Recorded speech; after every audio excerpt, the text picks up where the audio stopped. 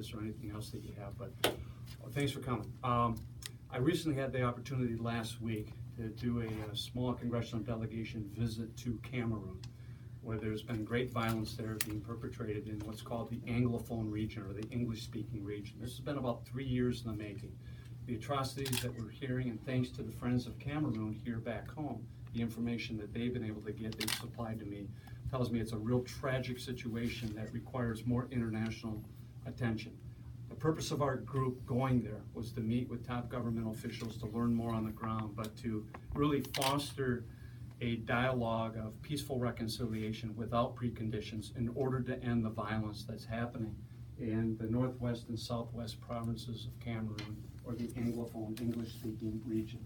Some of the atrocities that we've been hearing, both through our Friends of Cameroon, the mayor, some of the contacts that we have with our sister city relationship of Kumbo, which is located pretty much in the center of the northwest province, has been nothing short of horrifying. From mass executions to they've weaponized the use of fire to whole villages being razed. And this is being perpetrated primarily by the Cameroonian government and their security forces that have come in to crack down on what was initially peaceful protest when it came to the appointment of French-speaking teachers and lawyers and judges in an English-speaking area. You can imagine the type of problems that would create. But nonetheless, we did have access to most of the top government officials, most of the ministries of the Cameroonian government, except for President Biya himself, who's been in power since the early 80s. He unfortunately took off to Geneva the day before we were set to meet with him. I don't know if that was coincidental or just a way to avoid this congressional delegation who was coming to deliver what we thought were going to be honest and frank conversations with him as leader of the Cameroonian government. So over the last few years, again, we've had the executions, beheading, rape being used as an instrument in this conflict. Again, homes and villages being burnt to the ground, young mothers grabbing their young children, fleeing into the bush. We have over 500,000 displaced people now from these regions. Some have moved internally in country, others have escaped into Nigeria or found other places of safety and refuge. But for whatever reason, the international community wasn't paying much attention to this at all. So the purpose of our trip was to try to elevate that. Had a chance to meet with the diplomatic corps in Cameroon, all the other ambassadors from around the world, to encourage them to speak up and speak out against the violence being perpetrated there. And but especially having a chance to meet with the defense minister, the head of what's called the Beer Security Force, which is a well-trained fighting force that we've worked with in combating Boko Haram, which is establishing a strong presence in the northern part of Cameroon and throughout this region. So where do we go from here? I went over with Karen Bass, who's the chair of the subcommittee in charge of African Affairs, along with Jim Sensenbrenner, one of my colleagues here in Wisconsin. We have recently introduced a bipartisan resolution that we anticipate bringing up in Congress here in July that calls for the end of the violence, calls for a peaceful dialogue without preconditions so that there is reconciliation in this country again, and so that the fighting and the bloodshed stops in the Anglophone region. We also have additional tools at our disposal. We have teamed in the past with training and security assistance with especially the Beer forces to the north in combating Boko Haram. Recently, earlier this year, because of the human rights violations that we feel that the Cameroonian government was perpetrating in this region, we pulled back on a lot of that security assistance. We've demanded and actually written that none of the training or equipment, supplies that we're providing to the security forces in the battle against Boko Haram can be used in any way, shape, or form in these provinces where the internal fighting is occurring. We also provide a lot of federal aid in combating HIV and the spread of HIV in Cameroon. We had a chance to visit one of the HIV hospitals right in the capital, and they're doing amazing things with that right now, and I'm sure they don't want to see that curtailed in any fashion. And then finally, we give them a trade preference under what's called a GOA that makes it easier for them to be able to export some of their product into the United States. We have the power in Congress to ask for a review of that trade status with Cameroon, especially in light of known human rights violations. And that's another step that we are considering right now, again, to get President Biya and his government's attention, that There are members of Congress who care. We are watching very closely. We are demanding a peaceful dialogue and an end to the violence immediately, and then some reconciliation and accommodation to the concerns that people in the Anglophone region of the Northwest and Southwest are raising, which I think are legit and need to be resolved and heard by the government. A few of the people we had a chance to meet. I'm sure our friends group here in La Crosse will recognize a few of the faces. Sister Kathleen has been here in La Crosse on a number of occasions, and she was able to come again from Kumbo in order to be with us in the delegation along with these other gentlemen from the region.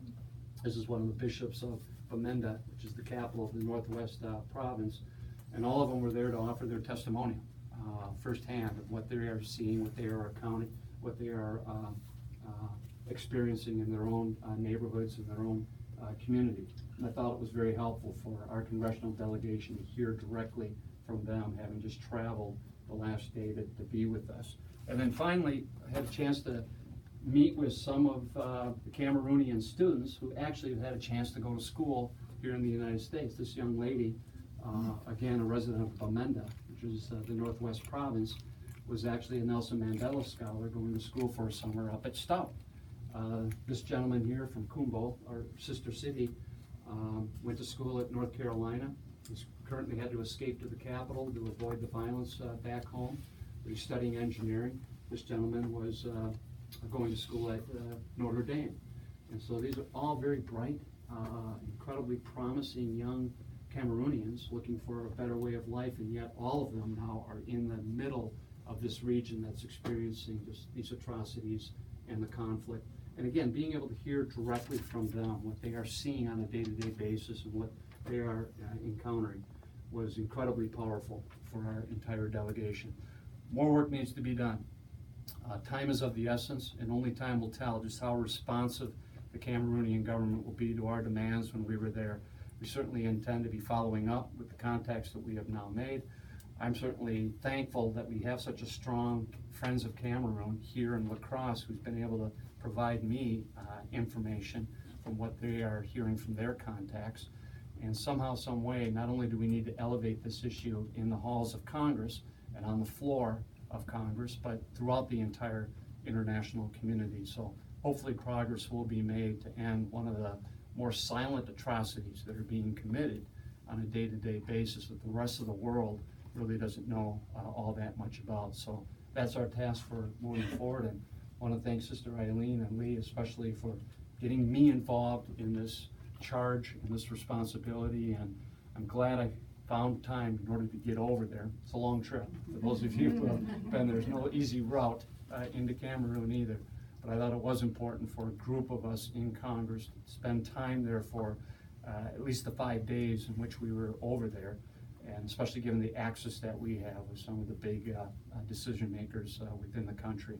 We do have a terrific UN ambassador who we spent all 5 days with too, who's doing yeoman's work right now in elevating this issue himself and delivering the stern messages that President Biya and his government need to be hearing from the United States of America. So I think we are being very well served in the U.S. Embassy and the task that they have assumed in trying to elevate this crisis and find some resolution to it as well. So with that, Sister Eileen, Lee, do you have anything you care to add or mention at this time? We're just really grateful that actually we have a government that is responsive to the call of the people. We've been with our Cameroonian brothers and sisters for over 20 years in different ways, with the Franciscan Common Venture, and then all of the network of relationships that have developed through the Friends of Cameroon. And so we live in a world where we're quite interconnected, and we know that in different ways.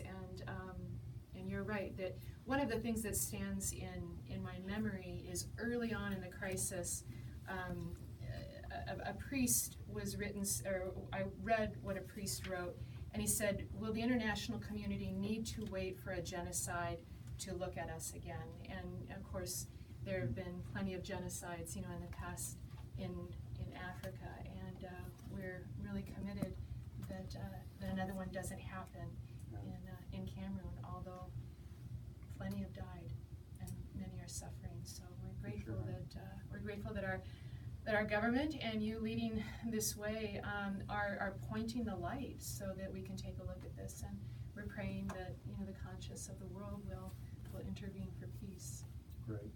Lee, anything to add? Well, it saddens us when we went there in 2016 and earlier in the year, and that was the sister city official visit, and they showed us so many different things. And it was later in that very same year when this whole October crisis started. 16. Yeah. And it just saddens us to see where it is now today. But we're hopeful and encouraged with your leadership and others from the government. We think steps like this can make a difference. Yeah. Thank you. Well, we hope so. Again, overriding message, peaceful dialogue without preconditions, end the violence immediately, and let's resolve this. And if they don't, I think the United States, with the work of Congress, we have tools that they will care about, whether it's security assistance to the north that they rely upon, the fight on HIV, trade relations.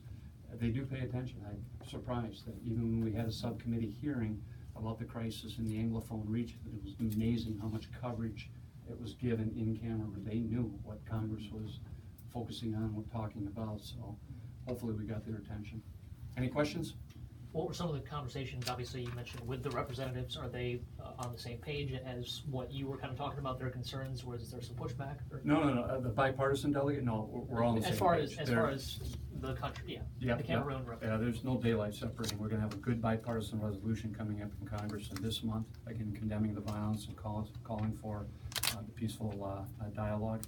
And no, we've taken a very firm, I think, affirmative bipartisan statement in Congress that we want to see this violence ended, while also appreciating the unique role that Cameroon has throughout that region when it comes to Boko Haram and some of the spread of that influence too. But as far as the Cameroonian representatives, were they receptive to your, I guess, concerns? Is there work to be done as far as the relationship in that? Well, you know, there's always the saying, trust but verify. We had a lot of positive comments that they don't like the violence either. They tend to blame it more on separatist groups operating in the Anglophone region, trying to stir up trouble and trying to carry out reprisals against their own neighbors who they feel are too sympathetic with the Cameroonian government, and that's why the security forces have to come in. But we think they're overstating the case, that as a government, their first responsibility is the safety and the security of all their citizens. And that's where the responsibility lies, and so that's why we were directing our attention to the Cameroonian government.